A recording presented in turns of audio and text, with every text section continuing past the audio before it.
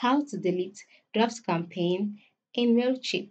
Hi guys, welcome to this tutorial. In this tutorial, I'll be showing you how you can delete draft campaign in MailChimp.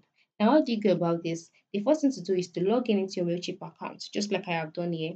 And then you click on the campaigns page located by the right side of the screen above automations. Just click on it.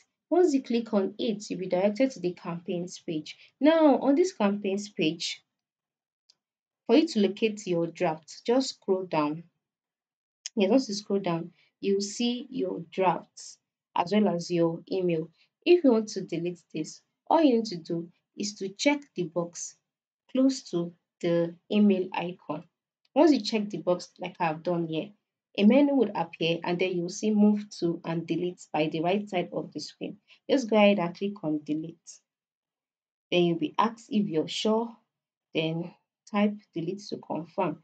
Confirm. Just go ahead and click on delete and type delete, sorry. Then we click on delete. Just like that, your campaign would be deleted successfully. So I hope this tutorial was helpful. Thanks for watching.